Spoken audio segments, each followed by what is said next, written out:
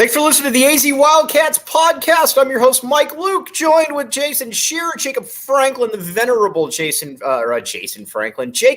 Franklin in the background, making us cool. Hello, Shearer. A long time no talk. It's been a minute. It has been. I miss you. All right, so we're going to talk a lot of U of A football because while Shearer was a dummy and sat in the sun, Lamont Lovett and I went and we sat up in an area where the sun wasn't beaming down, and Shearer said he didn't want to do that. So, again, take it for what it's worth. Shearer, that was a terrible idea. I was in the shade. We moved down to the shade. No, you didn't. That's a very bad idea. Shearer's lying now just to try to save face. Okay. Nice. Yeah. Now you are, dude. I'm sunburned as well. All right. Now we got a lot to get to. Again, we're going to talk football. We are going to talk conference realignment. But first, we need to talk some Arizona basketball. We got to watch this team streaming, obviously, in their first game in Israel. And my big takeaway from this is that Keyshawn Johnson is a monster. And Arizona hasn't had anybody like him in the Tommy Lloyd era. Yeah, I mean, I take competition into account and all that, but man, sure. He looked good, right? Like he was running a transition. I think he might have had 10 dunks, was blocking shots, was defending, was clearly one of the leaders on the team vocally. He was just awesome to watch, and you nailed it. Like, Azuolas Tubelis is obviously really, really good, but he's nothing like Keyshawn Johnson in terms of what they bring. They're not similar at all. And really, Arizona hasn't had a super athlete since it's been a while, right? Aaron Gordon? Yeah. I mean, and here's the thing with Keyshawn Johnson, too, is that he is, I think, everybody keeps mentioning, he only averaged 7 and 5 last year at San Diego State. Keep in mind, San Diego State's idea, though, is first one to 30 wins. I think that he's going to be something like 14 and 8 just by running the court itself right there, Shear. Yeah, I mean, there's another national guy that tweeted like Keyshawn Johnson's going to be considerably better on offense at Arizona. Yeah. I mean, it's going to be night and day.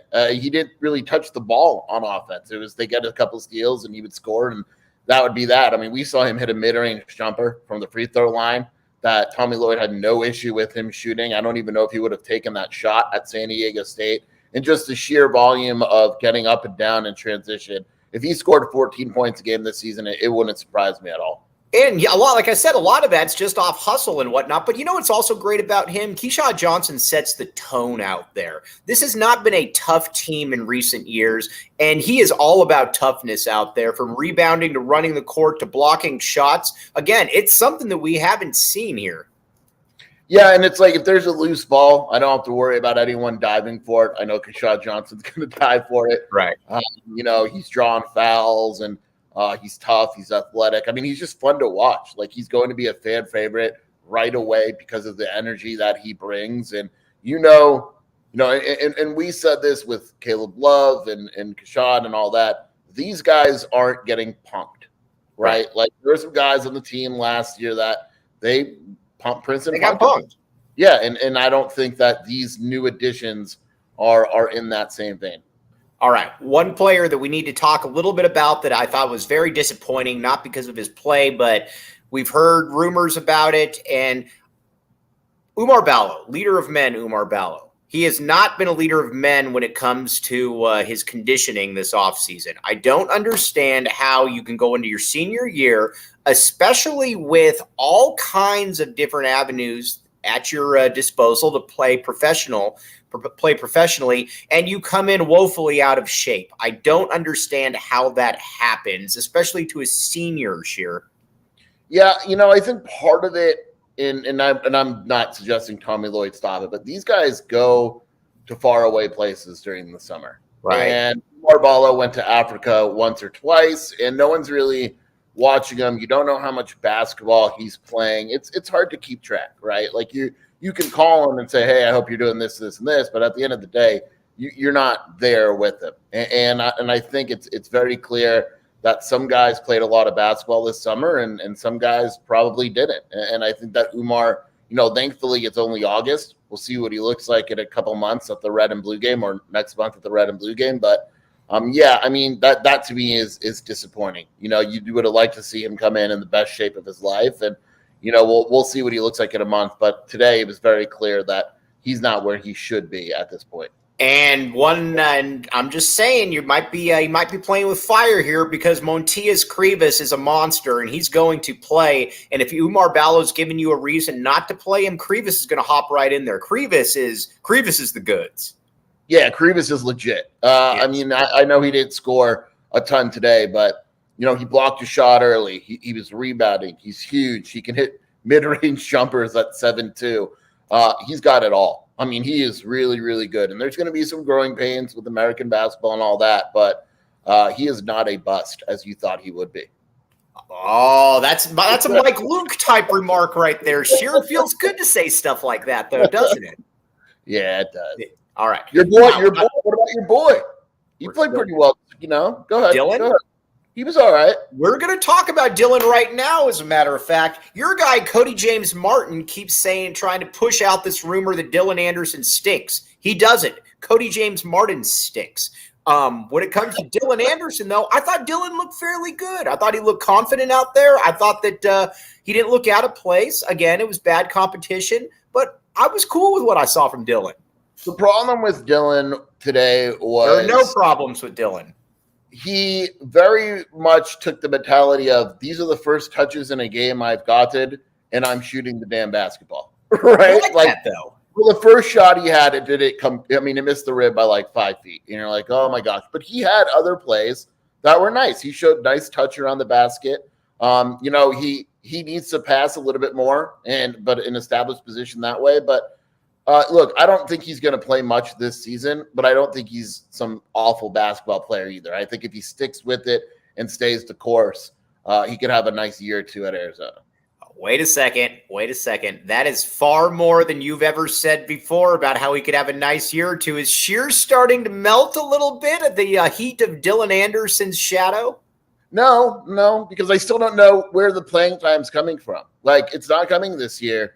Next year, they're going to have Krivas, and you got to assume they're going to have another center that we know they're recruiting. And then, it's not going to be easy for him to get playing time. That's what I mean if he sticks with it, because it's going to be tough. It's not, he's not a lock to start or anything in 2 years.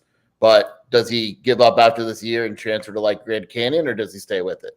Oh, that's a Duke Brennan shot right there. Let's see here. KJ Lewis, the question was asked about KJ Lewis' ankle, if I'm not mistaken. Yeah, some kind of lower foot ankle injury. I don't know if he'll play. I think the next game is Wednesday. I don't know, or Thursday. I don't know if he'll play, but it's nothing to worry about from what I've been told. And KJ's pretty good. Will you admit this year? Yeah, it would have been fun watching him play today. All right, now we got to talk about Paulius. Paulie M. On offense, Paulie M looks like Michael Jordan. Paulie M was impressive out there offensively, Sheer. My first half was hilarious. He gets the dunk in transition. He hits the three without even breaking a stride. He's like, well, I mean, look, and I think people also got to remember Krivas and Morauskas, those guys were comfortable. This was FIBA international rules and a FIBA basketball. That makes a difference. And so for those guys, this was a normal game. Like, their rules, their everything. So they come in right away and they're awesome. And so, and they're comfortable. But Morauskas looked really good. And I know that he started somewhat of a slow start, but before he came to Israel in the States, that week of practice was his best by far. And he looked really good today. All right. Kylan Boswell, you and I have been talking about this a lot. I think Boswell's going to be fine. I need to preface that first. But the people that I think, and maybe we fell into this as well, that assume that he's just going to be in the NBA next year, that might have been a little bit premature because he didn't look good. He didn't look good this summer. You watch this game, and again, not overly impressive. You just don't see players in the NBA that look like Kylan Boswell. And if he's going to be if Kylan Boswell's going to play in the NBA, he's got to really be putting out right there. Yeah, I mean, he has he's had his moments at the FIBA this summer where he looked really good, and then other ones where he looked awful. He started off really slow today, but in the second half, he was really good. But yeah, like you mentioned, I think people have to realize what an NBA point guard looks like. And no disrespect to Kylan Boswell. I think they look like De'Aaron Fox. Yes, I think he's really good, and I think he'll eventually play in the NBA. But the idea that he's a lock to leave after this year, look, he may leave no matter what. That may be an internal thing. But in terms of quality of player and being ready to play in the NBA, I just don't think it's that type of lock that we maybe thought it was a couple months ago or at the end of last season and all that. All right. Speaking of lock, we need to talk about Philly B. This was a tough one for me right here. Now, many people don't know that Sheer and I have a bet about who scores more collegiate points at the U of A, Philly B or Conrad Martinez. This was not a great outing for Philly B, even though Philly B got the start. I'm still all in on this bet, but Philly B's got to show me a little bit more next time. Yeah, it's kind of funny because Philly B scored like 11 points or something. But again, like people got to realize it, and I didn't write about it because I didn't write about everyone, but people got to realize like where that 11 points is coming from. Like Philly had one where it's like a turnaround three, which is great. Awesome. Glad you're shooting at. He's not going to, like, you got to think, who is he better than to get minutes, right? Like, where are his minutes? Is he taking minutes from Jaden Bradley, Caleb Love, Kylan Boswell? He's not. Like, he's just not going to get those minutes. So I think he's going to be a 5-year player that is a long-time practice player, has a great time here at the U of A, and quite frankly, there is nothing wrong with that. That was Jacob Franklin's college career as well. Did you like Conrad a little bit, though? Just a little bit? No, not bad. I still like where I stand on this bet. But I will give you this. If there's not a world that exists where Conrad Martinez is 6'1". Oh, by the way, Dennis, correct. That was the other thing I was about to say. He looks like he's about 5'9.5". Yeah, I've seen him up close. He's about 5'9". Okay, Dennis Walsh right here. I've been rapping in the last couple things. Kylan is still creeping on a come up. Woke up this morning with the thought of robbing a bank to get rich. Been 18 years since I've been paid, so give me that. How about that right there? It's very good. My rapping is. Oh my God. That was really, really good. Plus it's spontaneous. Anthony Humbert here with bad remarks. Anthony Humbert does not like Henry. I'm so upset that Henry didn't play. That is called sarcasm right there. I will say this year, tell me if I'm wrong, I think there's a legitimate chance that that Dylan could surpass Henry on the depth chart. It's a competition I've got an eye on. You know, Henry's ankle is better, so it sucks. He actually didn't play because he had the flu. But yeah, I mean, I would have liked to see the play. It's interesting. You know, I'll give you that. Are you? Let me ask you this: are the good folks at 24/7 are they burned from previous Euro evals like Henry? And so when you got a guy like Krivas that should be higher rated, they're like, we're just going to put him at like 132 because that guy looks a lot better than 132. Yeah, you got to keep in mind like there's new people at 24/7 with new. Call out your employer right now. Huh? Call out your employer right now. Oh yeah, I hate 20. No, but yeah, it's just different philosophies, and some people feel less comfortable when they don't see a guy in person. But I said it right away that I thought Krivas and Morauskas should have been higher, and obviously I still do. And you thought Henry was about right at about 26 or wherever you guys had it, correct? Yeah. Okay. All right. Now we're going to get into football here in a second because all the people out there that could have been making fun of Sheer bacon in the sun, you need to be out there. We got another practice coming up this Saturday. But first, BetMGM. Sheer and I were going back and forth yesterday about this. Vegas is still wrong on the 5 wins for the U of A. By the way, you can also do what Sheer did and bump it up on BetMGM to 6 wins, and you can get generally at about 2 plus 250 right there. We both like that bet. I put down $40. Again, $40 right there to pay out $91. That's how big I'm going on this. But again, check out BetMGM. Sign up for BetMGM using bonus code PHNX. There's a few different offers depending on where you live. But for our Arizona audience, place your first bet offer and receive up to $1,000 back in bonus bets if it loses. That's for you, Cody James Martin. Check out the show notes for full details. And now let's hear the great Shane Diefenbach with a disclaimer.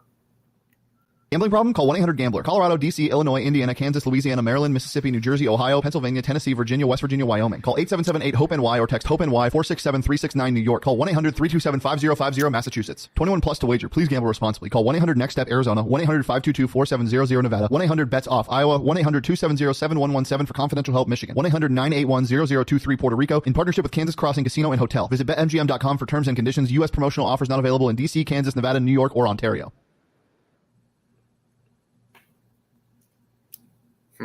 Thank you, Shane. We're going to get back to Shane here when he was talking about the U of A football wide receivers, a conversation that we had about a month ago with Mr. Diefenbach. But first, Pelle Larsson.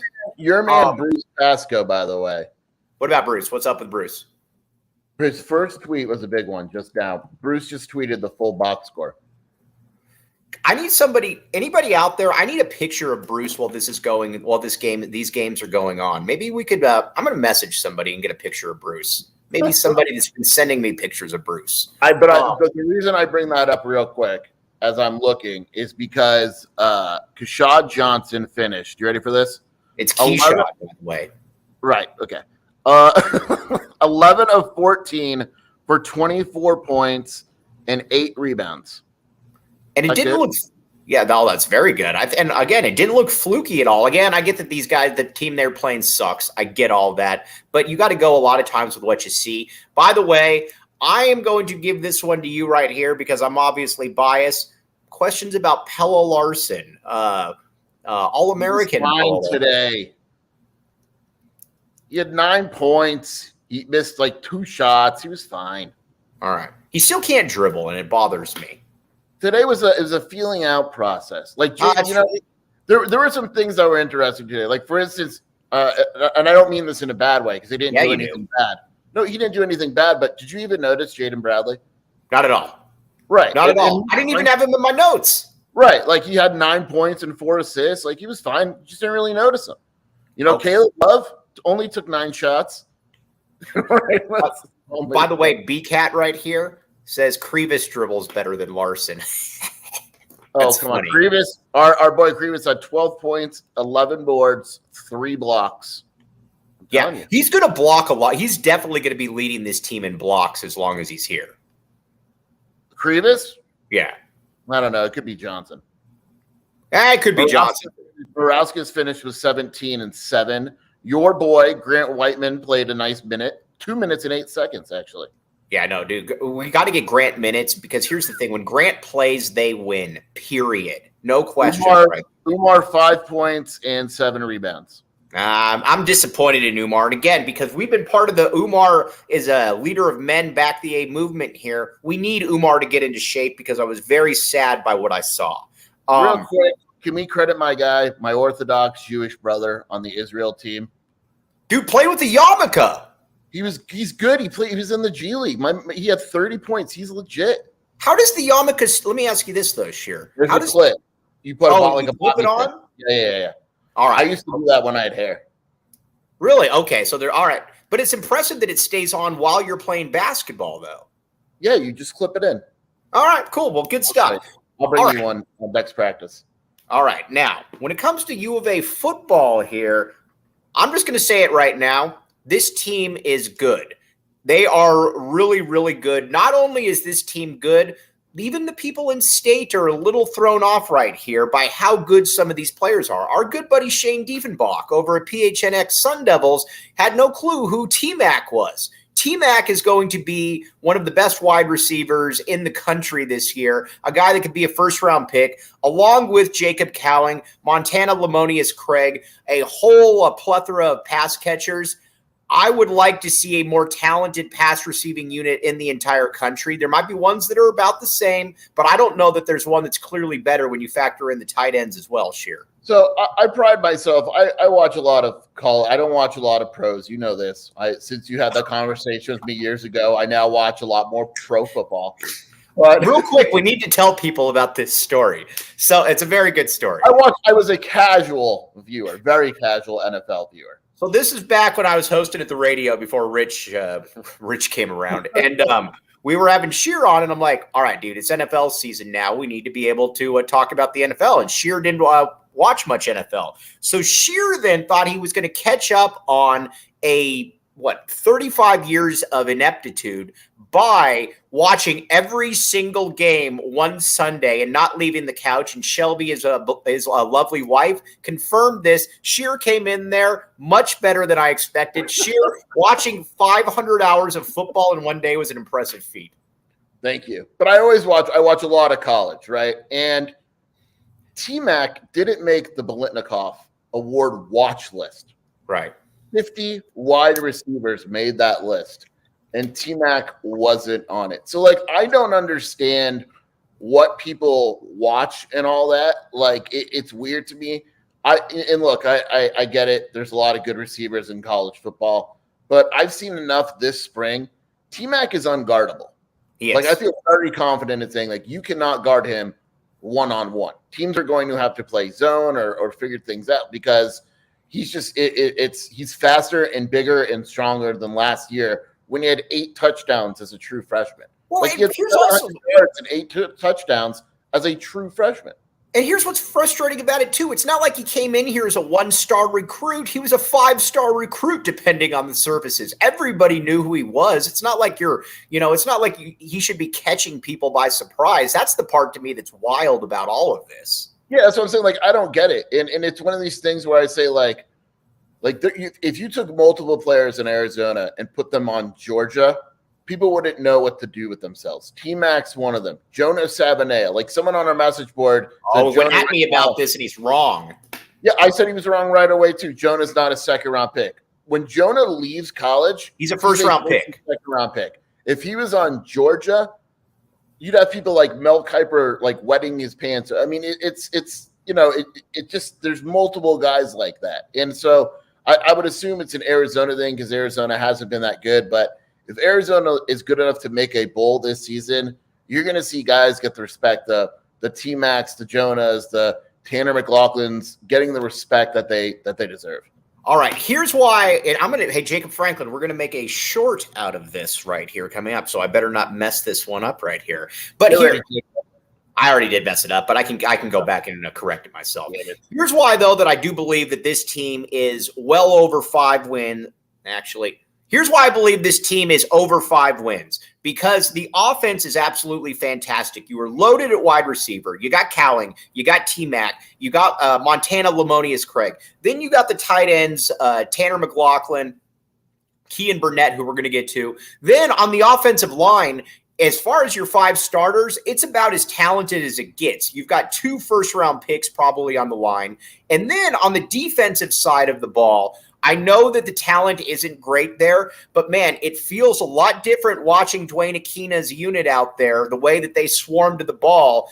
And I think he is a massive, massive improvement there, just as far as being a coach, seeing everything. I am very bullish on this team. Yeah, I mean, you take a look at the O-line, and in the preseason we discussed how the most important thing was how fast Raymond Pulido would adjust. It took 2 practices for him to take the starting job, and he will be starting there for the next 3 or 4 years. He is legit. And so I would actually say that, if everything stays on that trajectory, you can make a case that you have 3 potential first-round picks on that offensive line. And it's not like Wendell Moe is a slouch, and Josh Baker is very solid. He's not like some of the other guys, but he's a very solid offensive lineman. Defensively, go ahead. No. You go ahead. Defensively, if you go to a practice, you'll notice, like you mentioned, Akina. To me, he's a co-defensive coordinator. I mean, they listen to him, they respect him. He's the loudest guy on the field at times. And the defensive line is bigger, and they're able to play multiple guys, and there isn't a drop-off. I like Arizona football a lot more at this point than I did at the same point last year. Are you pleasantly surprised from your initial observation about the Dwayne Akina hire, Jason Scheer? No, I never said he wasn't a good coach. I said I didn't know how he would recruit.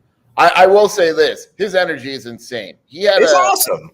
The other day at practice, Martell Irby didn't run out of play for whatever reason. It wasn't a big deal. But Dwayne Akina ran and sprinted the entire field while screaming, "Irby, follow me." And Irby followed him, and he basically almost beat Martell Irby in a race. It was insane. Right. It just kept going, and then he goes and he talks, and he's awesome. When was the last time you went to Circle K? Be honest here. Don't just say today if you didn't go today. I got gas there yesterday. All right. You went to Circle K. That's what we like to hear right there. Circle K is where it's at. A Circle K in Phoenix burned down. Did you see that? I did. This is a tragedy. Yeah, I know. Somebody tagged me in it and said, hey, Circle K just burned down off Grand Avenue or something. Jacob Franklin, can you look this up for me? Thank you. Can Jacob go there? Make sure everybody's okay. Yes, Jacob. Well, Jacob could probably just stand and look over the city of Phoenix right there and see everything that's going on. So I do not believe that it was I don't know if it was a Circle K or not. do you know the fire I'm talking about? Jacob Franklin, get back in here. You can't sneak attack and then leave. Watch this. I can add Jacob Franklin. I guess he can remove himself as well. All right. But with Circle K, make sure you're not missing out on all the great stuff. Right now, text PHNX to 31310 to join their SMS subscriber club and get a buy one, get one free offer on a 32-ounce Polar Pop. Check it out. Jacob's going to keep us updated on that one. I think it was off Grand Avenue. Is it Grand or Grandy Avenue? Because there's an E in it. That would be Grande, dude. Or Grande. Yeah. Oh, no. Oh my gosh. I got Del Taco this morning, so there's my contribution. All right. We need to talk, though, about this offensive line because Jedd Fisch made this point before, and we're not used to seeing really good players on the offensive line. Generally, we're used to seeing guys that are okay. Every offensive lineman for about the last 15 years to me feels like they're Peyton Fears, where it's like you're not bad, but you're not good. This lineup right here has three studs. Wendell Moe is going to be a starter as long as he's here. And Josh Baker for Portland Timbers out there, I do apologize. Josh Baker is good, by the way. I just don't put him in that same realm as the others. And even beyond the starters, like Leif Magnuson has come a long way. I mean, he actually got Magnuson has come a long way. He actually got run in the first practice as a starter. Rhino, true freshman, has looked great. Even the guys running the scout team like Tylen Gonzalez and Elijah Payne look like they have bright futures. And, it's impressive. And this Arizona offensive line is as good as it's been in a decade, probably, at least. I don't know how far back we're going to go. It's clearly better than anything Sumlin and probably Rich Rod had. It's close, dude. Can you imagine? Can you remember anybody like Big Jonah on the Sumlin or Rich Rod offensive line? Yeah, we've had this discussion. The last lineman that you felt good about as an NFL player was Evan Britton. Yeah, and that's 2009. I know. That's what I'm saying. It's insane. We'll go 2 first 1 or 2 round draft picks, and then we'll say Raymond Polito's a draftee also. So there's 3 guys on the offensive line that are going to get drafted. That's wild. And Wendell Moe's got some potential there. For sure. I mean, it's just wild to think about. All right. Now, I get a lot of people that ask me about Justin Flo, so I'm going to keep bringing this up. Justin Flo definitely has a role on this team. There's no doubt about it. He's got a role, but Justin Flo is definitely limited. So he's not going to be an all-conference player. He's probably not he's definitely not an NFL player, but he can be a real contributor here, but people need to readjust their expectations because he does have some real limitations here. Yeah, Flo is – Nansen said it best. He was asked, how is it trying to get Justin Flo to work within the defense? And Nansen said it's a battle every day. Right. Because if football didn't have schemes and you said, hey, Justin, go on the field and go kill someone and go get the guy with the ball, Justin Flo, first-round draft pick. The problem is you got to understand time, space, you got to understand, all that stuff, and he's just not very good at it. If you mix, Daniel Himuli is very good at it. They're both going to play. It doesn't matter. This past week, Justin Flo started more than Himuli. The week before it was Himuli. This week, maybe they split it. I don't know. Both those guys are going to play plenty. I think Flo has a role, but if it's a passing down and it's a 3rd down, it wouldn't surprise me if Flo's just not in there. Or if it's an obvious passing down. And that's because you have to put guys in their best position, and Flo's just not that tight. We need to talk now about FAM, Rayshon Speedy Luke. Kind of the forgotten man in all of this. And again, for everybody out there, to my knowledge, I am not related to Speedy. Here's the thing. If he can hold on to the football, he's a problem, Sheer, because he's not just – we've seen guys here that are fast that just aren't good at football, like T.J. Johnson. Players like that just – whatever. You're just not good. Our boy Bug Wright. Bug Wright. Perfect example. And there's nothing wrong with that. Well, preferably you would prefer good at football. But Rayshon Speedy Luke, FAM, is football fast, and he is also just fast in general. He's got to hold on to the football, and he's got to get the ball 9 to 10 times a game because he's unique. Yeah, they got to get him the ball. But, Jedd Fisch basically for the first time said, look, This is why he's not getting the ball. He fumbles a little bit too much in practice, and he implied that Speedy Luke's pass protection isn't great. But if he improves in those areas to the point, you got to get him the ball. And I think that's what they did in the scrimmage. And to your point, you'll be happy. Jedd said they're going to give him a very close look on returns this week. So they clearly want to get him the ball a little bit more. He's still got to earn it, but he's a guy like you give it in the flat. You give it to him on a screen pass. You give him a couple outside carries. Before you know it, he has 10 touches and you're good.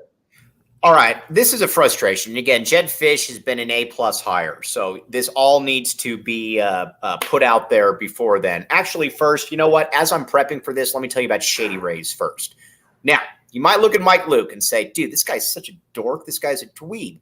But if you see me in Shady Rays, you might say, oh, the guy's actually a little cooler than I give him credit for. And it's not because of me. It's because of Shady Rays. So again, exclusively for our listeners, Shady Rays is giving out their best deal of the season. This is for you, Cody Martin, asking about good deals here. Go to shadyrays.com and use code PHNX for 50% off 2+ pairs of polarized sunglasses. Try for yourself the shades rated 5 stars by everybody out there.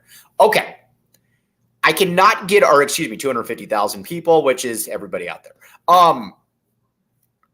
I don't understand, and this is a pet peeve of mine, the kick returning.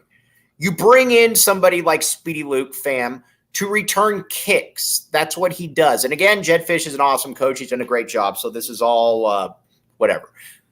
Why are we just now talking about, maybe we should look at him possibly returning kicks when last year we had to watch Anthony Simpson fair catch everything, even if there was nobody within 20 yards of him? I don't understand this year.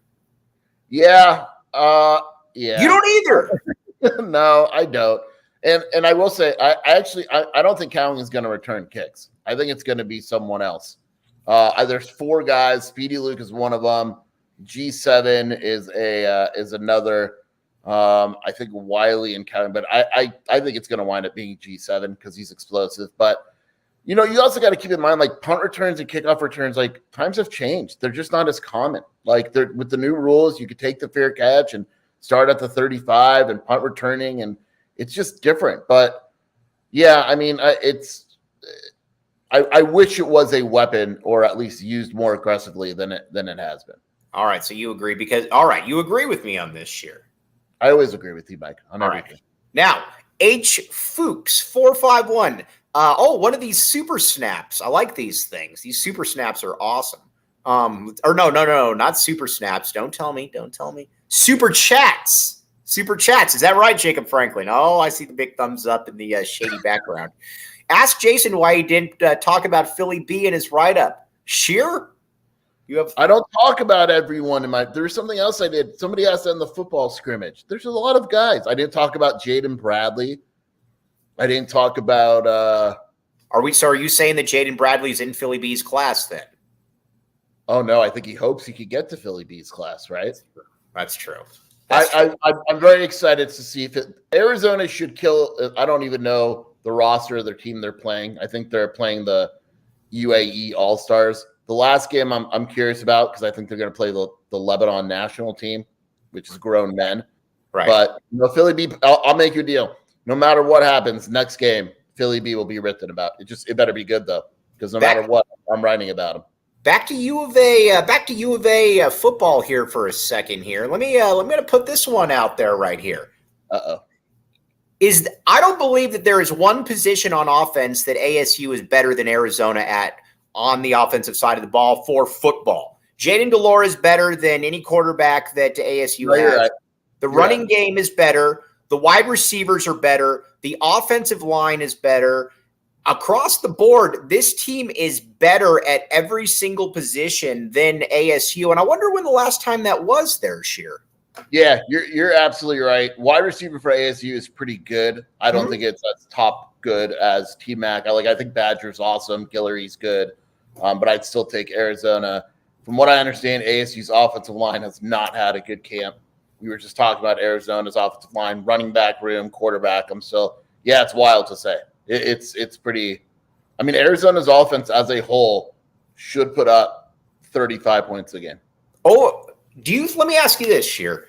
Do you think – Because I don't. Are there 15 more naturally talented offenses in the country than Arizona?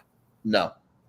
Absolutely That's not. where we're at right now, ladies and gentlemen. And again, when I put that out there the other day, I meant it, and so did you. If you didn't back the A then, don't back the A now. You can still show up to the games, but don't try to act like you got some charter seat in the back the A movement. Yeah, I mean, look, we're not saying you can't back the A, but Right. don't pretend like you've always backed the A. Yeah. That's where we're at. I like when I put that out there and like some guy tags Jedd Fisch and Dave Heeke in it. Okay, dude. Like, what are we doing here? But again, this is a good football team. I didn't think last year was a good football team. I thought it was an improved football team. This year, I'm saying this is a good football team. Yeah, this is a bowl team, in my opinion. Right. You know what's kind of brutal is that the top 20, and the only hesitancy I have, and I still think they make a bowl, but the only hesitancy I have, Mike, is the top 25 came out this morning, as I'm sure you already memorized it. Arizona has basically the hardest Pac-12 schedule. They're playing 4 Pac-12 teams that are in the top 20, but they get 3 of them at home. So really all they have to do is steal one of them. You got to steal one of them, and that's why we need these people there. Even if they're bandwagon back the Ayers, we still need you out there. Just don't sit front and center. Sit somewhere else, but we'll still take you. By the way, Jose L. Roman Jr., great name. Sounds like a politician. Flo doesn't even have Scooby athleticism. No. Scooby was a force of nature, whether it was natural or not. Scooby was a force of nature out there as far as his strength and his initial burst. No, Flo's a freak athlete. Flo's more athletic than Scooby. But Scooby's stuff translated onto the field, though. Right. No, now if we're talking pure athletes, Flo is better. If we're talking your ability to use your athleticism in a way to make an impact on the football field, Scooby was better. Does that make sense? All right. I don't hate that. Flo's a freak. I mean, he's an absolute freak. It's just you want to see him be able to use that. Sheer, how's your sleeping going? Awful. It's always bad, Mike. I don't sleep. That's a good point. All right, now here's OG's is here. Now Sheer was worried, but this is a gummy right here. Check this out. OG's. We highly recommend you check out OG's online at ogsbrands.com and on Instagram at ogsbrands. You can find their products at your local dispensaries. Must be 21 years or up. Enjoy responsibly. All right, now here's the other great thing. You got all kinds of stuff. You got the fruits, red apple, watermelon, peach. Ben is a big fan of the fruits. We know that. And then also all of these Hall of Fame flavors as well. Great stuff. Check it out. Okay, now let's talk a little bit about your article that you put out there, Sheer, setting the record straight on Pac-12 realignment right there. And essentially it was that Arizona was going to make this move and that there was a lot of, I'll just let you say it. Yeah, there was just a lot of BS in the last week. Everyone's pointing fingers and blaming others, especially the people doing that were the ones that were to blame in the first place. So I just wanted to set the record straight with a few things. ASU's role, Kirk Schultz's role at Washington State, and then guys like Canzano that just lied to everyone throughout the entire process. All right. And again, Dave Heeke, though, but on a brighter note, we need to talk about you giving kudos to your new buddy, Dave Heeke, and President Robbins. Now, everybody knows out here that I've backed the Dave from day one. Sheer is not backed the Dave from day one, an A with a big A. But Sheer, they made the right decision, and you have come around. This is correct. Yeah, I wrote an article saying it's not any. People say it. Look, at the end of the day, for me and you sitting on our couch, it's an easy decision. Just move to the Big 12. But there's a lot of pressure internally, externally. It is a very, very large decision that you're making. You're breaking off relationships and all that. So at the end, and I said previously that I didn't have confidence that Robbins had it in him. And clearly he did, and I was wrong there. And it's a very big decision and one that we clearly agree with, and they deserve credit for it. They're on a hot streak right now, Sheer. Look at it this way. You got the Tommy Gunn hire, A+ hire. You got the Jedd Fisch hire, A+ hire. And then you got the move to the Big 12, A+ move. 3 straight A+. I kid you not. I'll give you that. All right. Now, let me ask you this. Dave Heeke, my guy, your new guy. How would you grade Dave Heeke's tenure now at the U of A? All things considered. I'll give him a B. Can I get a B plus? I'm not giving him an A. If that's what you're going for, because you can't give him an A. Can I get a B plus? You can get a B. Someone that was bad, Mike. And even if you want to give Robbins, I know you got to. If you're going to give Dave the credit, you got to give him the blame. I get it. And Jedd, I love Jedd. I think he's clearly a good hire. He needs to win this year. I think you would agree. We have high expectations. He makes a bowl. Softball hire, baseball hire. Yeah, but I'm talking revenue sports, and I don't mean this in a condescending way. Tommy Gunn was an A+ hire. Yeah, no, I look, solid B. If you asked me that 3 years ago, Mike, what would I have said? Probably an F. Yeah, take your B and run with it. Okay. Now, if we're looking at the scales, then right here, somewhere between if 80 to 89 is a B, can I get an 86 out of you? You can get an 84. I don't like that. All right. Jacob Franklin, hop back in here real quick. Come on. Come on. You already, dude, you can't sneak attack and then just hop out. You already did that. All right. Either way. But good stuff from Arizona basketball. And again, Arizona football, we need you out there. You can make fun of Shear, or you can watch Lamont and myself up in the high rises looking down on the peasants. But we need to see you out there 6:30. And again, great time to become a PHNX diehard right here. Check it out, phnxlocker.com. All right, Shear, before we sign off, where can they find you? WildcatAuthority.com, at Jason Shear on Twitter, and then the Wildcat Scoop podcast with my wife, Shelby. All right. We got a big week coming up here. We got Glenn Parker coming on Wednesday, and we got Shear's best friend, Tony Altimore, coming in Thursday to try to, let's see here, Tony Altimore, who has been a pretty fair loser about this. I'm going to give him this. He has been. I will give him credit. He's kind of taken it, and he's all right. And you guys follow each other now, correct? He follows me. I don't follow him. Sure, you got to follow him. Come on. Mike, I don't follow many people. Well, you didn't even follow your senior editor, Scott Schlittenhart, until like a month ago. Yeah, like when I follow you, it's a big deal. You know, you follow Bruce, right? Oh, obviously. By the way, can you imagine how fun it would be? And I've been thinking about this nonstop. Dude, following Bruce Pascoe around in the Holy Land. Oh, I know. I regretted not going. That's the top reason why I should have gone. I think Michael Lev, and I hope I don't get Lev in trouble right here. Maybe it was BJP. One of them said when at football practice, they're like, dude, Bruce would be an amazing interrogator over there. And that he would just basically beat down anybody into admitting what he wanted. And then when they thought it was done, a new round of questions comes in. So, all right, Shear, as always, appreciate you. By the way, everybody on here, you guys are all fantastic. Back the A-Ray. We need more of you, not less. Dennis Walsh, Shear, I think you blocked. Dennis, has Shear unblocked you on Twitter?